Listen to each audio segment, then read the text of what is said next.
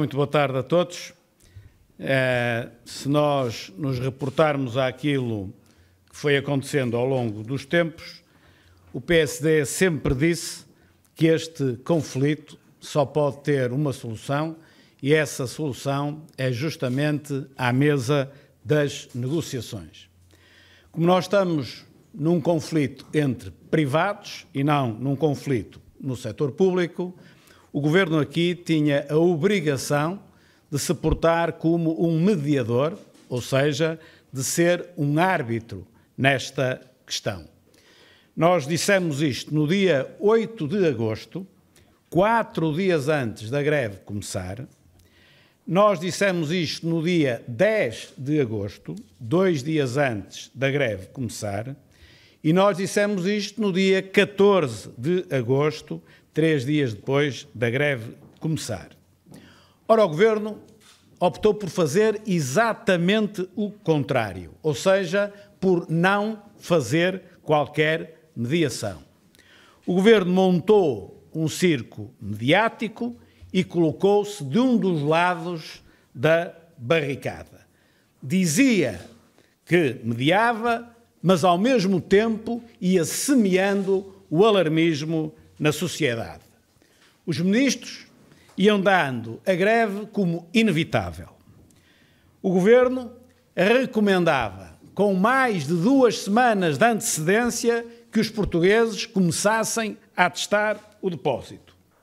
O Ministro da Defesa anunciava dramaticamente a requisição das Forças Armadas. O Ministro da Administração Interna anunciava em tão grave a requisição da GNR. O Primeiro-Ministro convocava um gabinete de crise para sábado de manhã, antes da greve, e agitava o sentimento de revolta dos portugueses contra os motoristas. Tudo um filme que nós já tínhamos visto em versão muito parecida antes das eleições europeias, a quando do drama que foi montado sobre o dossiê dos professores. No fundo, o que é que o Governo quis criar? O clima adequado para poder fazer o quê?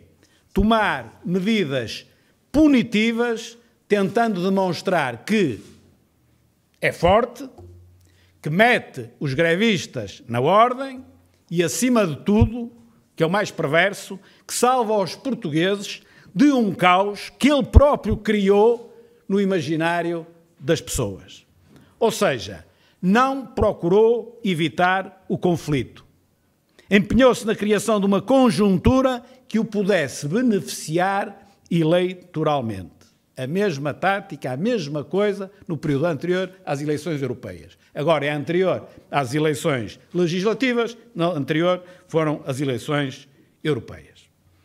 Com o agudizar do conflito, como nós fomos vendo nestes dias, e o agravamento da situação, o Governo percebeu que a estratégia que até aí, na sua perspectiva eleitoral, estava a dar alguns frutos, estava a começar a falhar. Ou seja, as pessoas começaram a entender que o Governo não era isento, que não mediava e que estava de um dos lados contra o outro lado. E assim não é possível ser árbitro, assim não é possível mediar.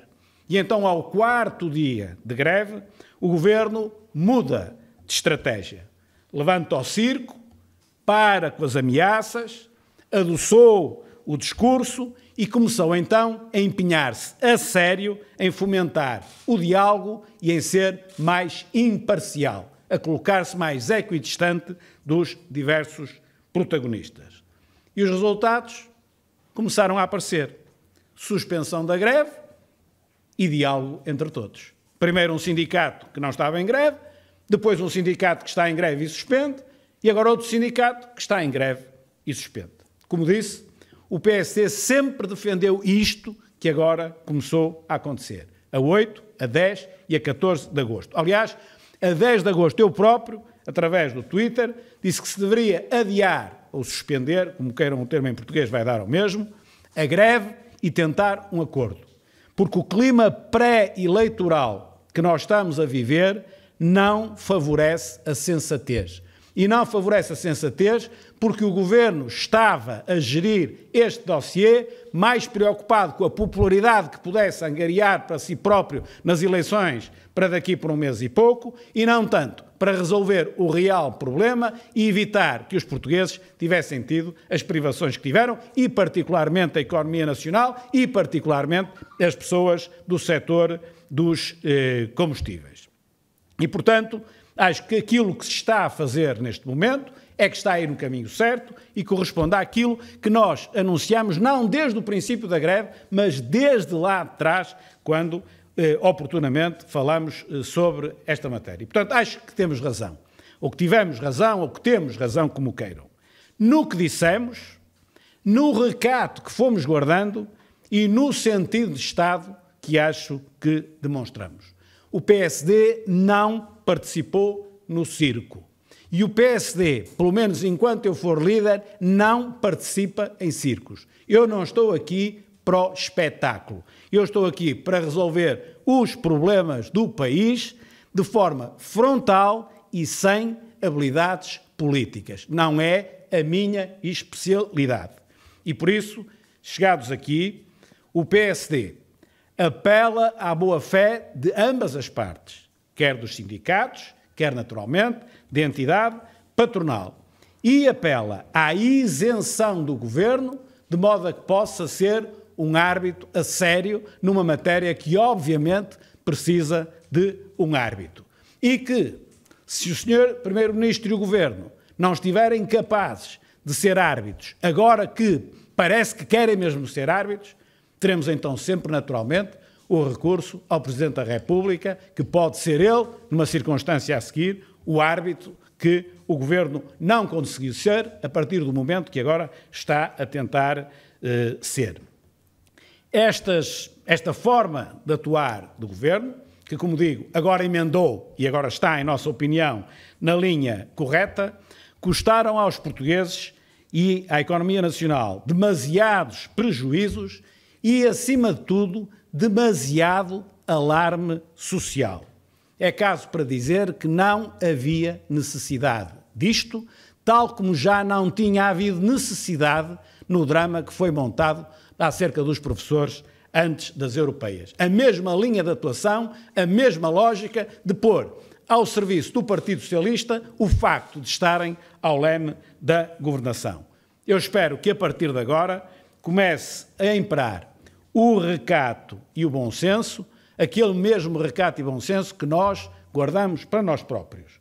E já agora, se me permitem, e eu penso que isto é comum a quase todos os portugueses que não estão dentro destas matérias e que, através desta greve, começaram a ficar dentro destas matérias, que estas negociações olhem para as condições, olhem para os salários dos trabalhadores, com certeza, mas olhem também para as condições em que estes homens, e pelos vistos até já atualmente algumas mulheres, trabalham. É preciso, eu não tinha noção, e penso que a maior parte dos portugueses não tinha noção das condições em que estas pessoas trabalham, em que, quando estavam a cumprir 8 horas por dia, as 8 horas por dia, pelos vistos, não chegavam para aquilo que chamam de serviços mínimos. Então, quantas horas por dia, por norma, estas pessoas têm de trabalhar? 13, 14, 15? Ao volante de um caminhão, ainda por cima um caminhão com matérias perigosas. Eu espero que as negociações vão no sentido, naturalmente, das condições remuneratórias, é certo, mas eu fiquei particularmente impressionado com a dignidade ou a falta dela do trabalho destas pessoas. E, portanto, que haja bom senso e que se resolva efetivamente tudo aquilo que tem de estar em cima da mesa para que, daqui por algum tempo, não possamos estar a ter outra vez um conflito. Sendo certo que, depois das eleições, eu estou convencido que, seja que o Governo estiver em funções, fará sempre com um recato e uma dimensão de Estado que este Governo, até há pouco tempo, não foi capaz de fazer.